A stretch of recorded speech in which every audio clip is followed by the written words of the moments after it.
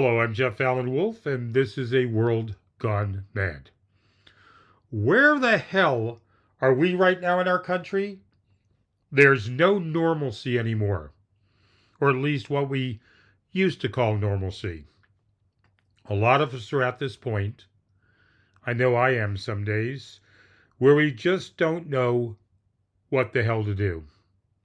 We feel like we're behind the eight ball, that we're going in circles, that sometimes life sucks right now. We relied on our leaders in Washington and our local leaders as well, but we feel that they're letting us down. Donald the Delusional One has achieved the position where he created the ultimate chaotic situation in America. Millions have lost faith in their institutions.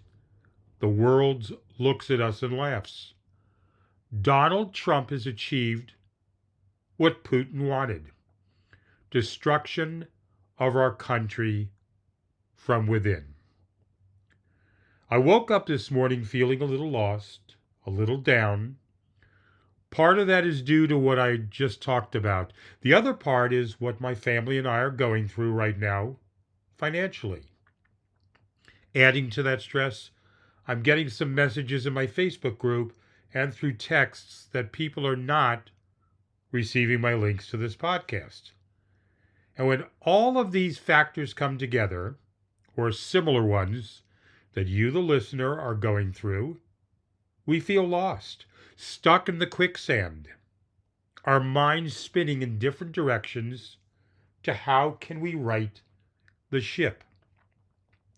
I can't speak for any of you, the Wolfpack, but I can say the biggest thing that I could do today that I pass along to you is to take a breath, several deep ones, and refocus.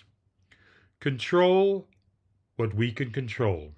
It sounds trite, control what we can control, but it sounds inadequate also to say it out loud. But we have to take things one step at a time. So I'm going to slow down, make a mental or physical list of things I need to take care of. But I'm also going to realize I can't fix everything that needs fixing at once. It's the start of the new week. I need to put my steely eye glazed on, put one foot in front of the other, and move forward. Because quite frankly, there's no other choice. The alternatives are bad. My advice is that everyone should do the same thing. Control what you can control. And breathe.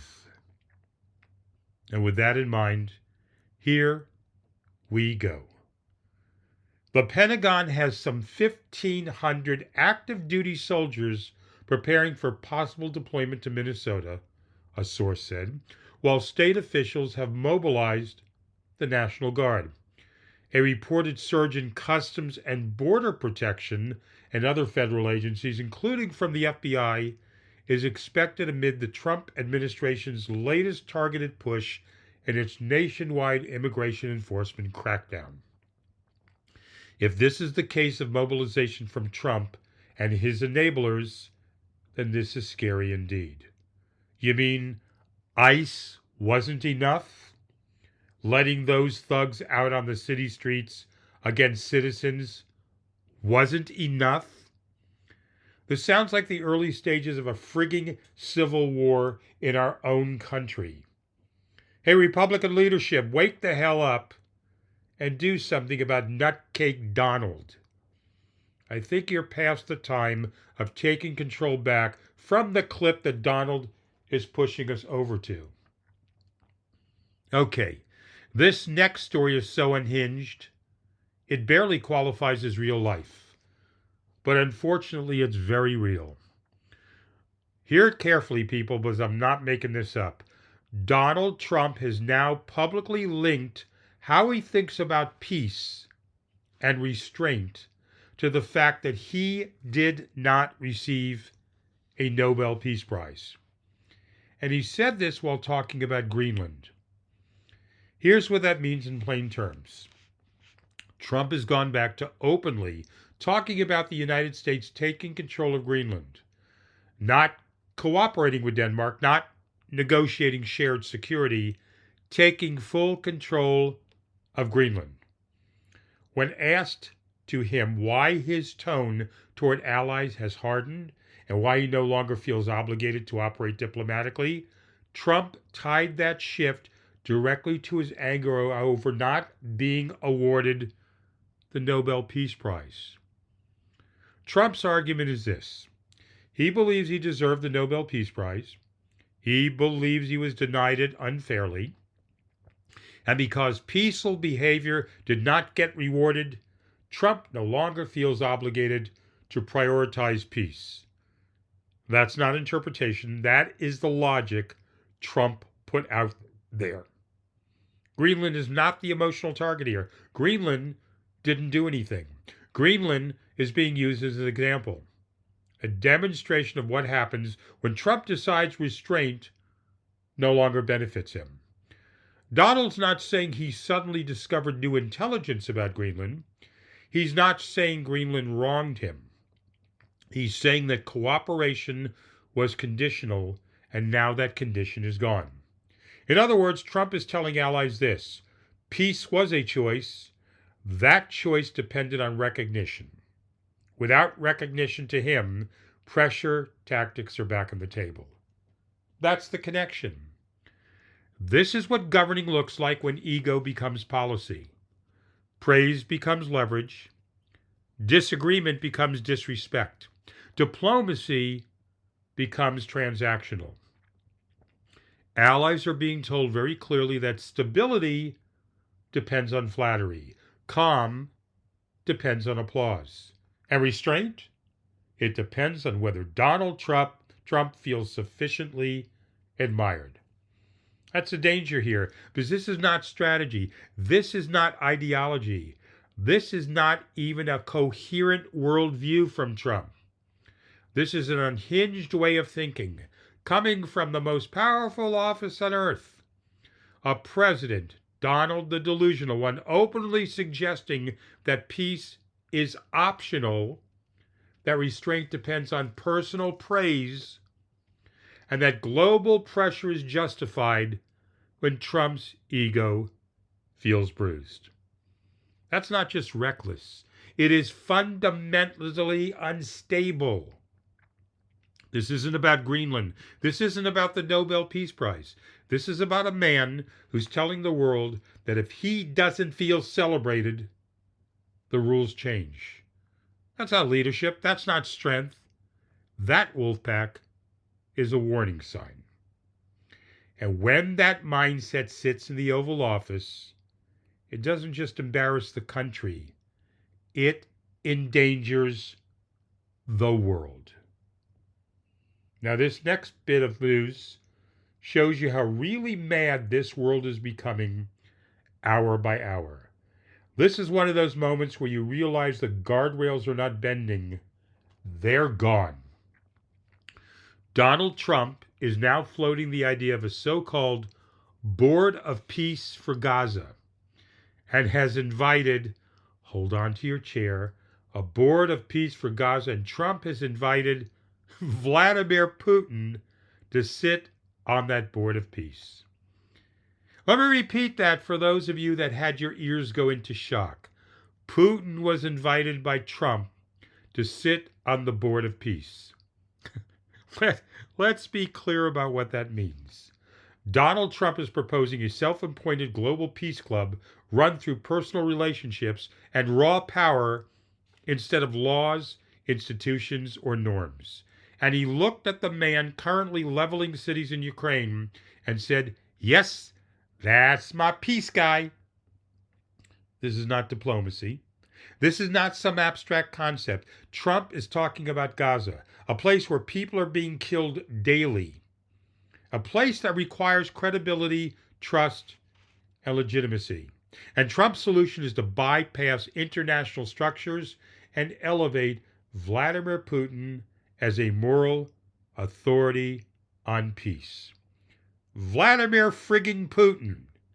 The guy actively waging a war of conquest. The guy who jails opponents, poisons critics, and treats international law like a speed bump. And Trump's message is simple. Power recognizes power. Strong men solve problems. Rules are for suckers. Now, this Board of Peace has no legal standing, no enforcement mechanism, no democratic oversight. It exists because Trump wants it to exist, and because he believes peace is something you manage like a brand partnership. This is the same worldview that says peace only matters if it benefits you personally. That restraint is optional, that legitimacy comes from dominance, not consent. And here's the most dangerous part, listeners. This reframes violence as a qualification. It tells the world that you do not need to stop wars to become a peace broker. You just need enough leverage and the right relationship with Donald Trump. That's how you normalize brutality. That's how you reward aggression. That's how you erase the difference between stabilizing a region and terrorizing one. This isn't bold thinking. This isn't unconventional leadership. This is a collapse in moral reasoning coming from the most powerful office on earth. You don't build peace by inviting arsonists to run the fire department. And when Donald, the delusional one, cannot tell the difference between power and legitimacy, the entire world pays the price. Wolfpack, there are so many damn crazy mad things to point out to you that Donald and Republicans did in the last 48 hours, and his MAGA enablers on the Republican side supporting his ideas. But I just don't want to subject you to a 5-hour podcast. As always, thank you to the Wolfpack and all the new listeners who have come across my podcast. If you'd like to email me your thoughts, ideas, comments, suggestions, anything you want, here's the email, wolfpacktalks@gmail.com, WOLFPACKTALKS@gmail. Would love to hear from the loyal listeners and new people, please. Now, I mentioned in my last few episodes that my family and I are going through a terrible time. We're still neck deep in it. A few people asked me, so I included the link in the podcast description if you're looking for a way to help us. Again, 0 obligations to anyone. And again, a big thank you to everyone who did help so far. Natasha and I appreciate you taking a look at the link, showing us your care and support. If helping us financially isn't possible, that's okay. We get it. We truly understand. But if you could at least share the link, that alone helps more than you might realize. The more people who see this link of support for us, the better our chances of Natasha and I getting through all of this. All both of us can do is take things 1 hour at a time, and that's what Natasha and I are doing. A big thank you in advance to those that can help. You'll find the link at the bottom of the description, wherever you see my podcast.